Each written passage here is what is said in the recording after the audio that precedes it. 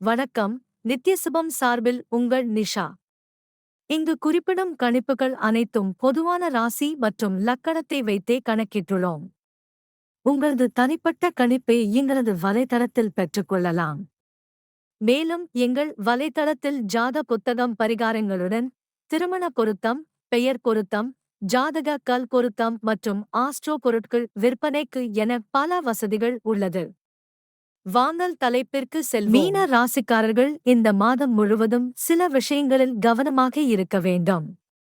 சனி இந்த மாதம் முழுவதும் 12ஆம் வீட்டில் வக்ர நிலையில் இருப்பார். ஜாதகக்காரர்கள் உடல்நலம் மற்றும் செலவுகளில் கவனம் தேவை. இந்த இரண்டு பகுதிகளும் உங்களுக்கு கவலையை ஏற்படுத்தும். அது மட்டுமல்லாமல் மாதம் முழுவதும் ராசியில் ராகு இருப்பதால் ஜாதகக்காரர்களை கவலையற்றவர்களாகவும் சுபாவத்தால் பல்வேறு பிரச்சனைகளை நீங்களே தீர்த்து கொள்ளவும் செய்யும். தேவையற்ற செலவுகள் மற்றும் தவறான உணவுப் பழக்க வழக்கங்கள் ஜாதகக்காரர்களின் ஆரோக்கியத்தை கெடுக்கும் மற்றும் ஒட்டுமொத்த நிதி நிலையை பாதிக்கும். எனவே ஜாதகக்காரர்கள் கவனமாக இருக்க வேண்டும் மற்றும் பல காரணங்களுக்காக வெளிநாடு செல்லும் வாய்ப்புகளை நிராகரிக்க வேண்டாம். நிதி விஷயங்களில் நீங்கள் அதிக எச்சரிக்கையுடன் இருக்க வேண்டும் மற்றும் குரு பகவானின் அருளால் வருமான நிலைகள் உயரும். பணியிடத்தில் எச்சரிக்கையுடன் செயல்படவும் சக ஊழியர்களின் ஆதரவையும் பெறவும். அவை ஒட்டுமொத்த மன உறுதியை அதிகரிக்க உதவுவதோடு பணியிடத்தில் மொத்த நிலையை மேம்படுத்தும்.